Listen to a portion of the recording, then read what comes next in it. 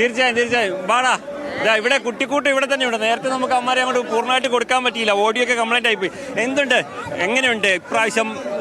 ആര്യാട ഷൗക്കത്തിനോടുള്ള ഇഷ്ടമാണോ പ്രിയങ്ക ഗാന്ധിയോടുള്ള ഇഷ്ടമാണോ?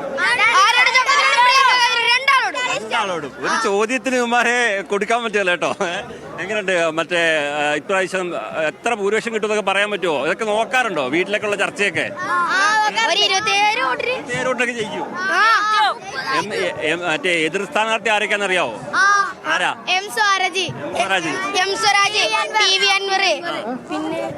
മോഹൻ. എല്ലാം അറിയാതെ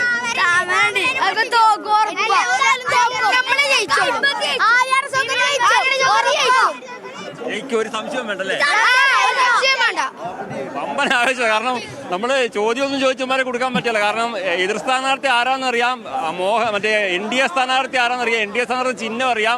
അങ്ങനെ വമ്പൻ ആവേശത്തിലാണ് ഈ കുട്ടികളടക്കമുള്ളവർ. അങ്ങനെ എല്ലാ രാഷ്ട്രീയ ചർച്ചകളും ശ്രദ്ധിച്ചുകൊണ്ട് തന്നെ ഈ കുട്ടികളൊക്കെ വളർന്നു വരുന്നു എന്നുള്ളത് വലിയ സന്തോഷകരമായ ഒരു കാര്യം തന്നെയാണ്. കാരണം അങ്ങനെ കുടുംബ പശ്ചാത്തലം മാത്രം നോക്കിയല്ല. കാരണം അങ്ങനെ നോക്കുകയാണെങ്കിൽ സ്വാഭാവികമായിട്ട് എതിർ സ്ഥാനാർത്ഥിയുടെ പേരൊന്നും അറിയാൻ വഴിയില്ല. പക്ഷേ എതിർ സ്ഥാനാർത്ഥി ആരാണെന്നും അവരുടെ ചിഹ്നം എന്താണെന്നും അങ്ങനെയുള്ള എല്ലാ കാര്യവും അറിഞ്ഞ് വളർന്നു വരുന്ന ഒരു തലമുറയാണ് നമുക്ക്.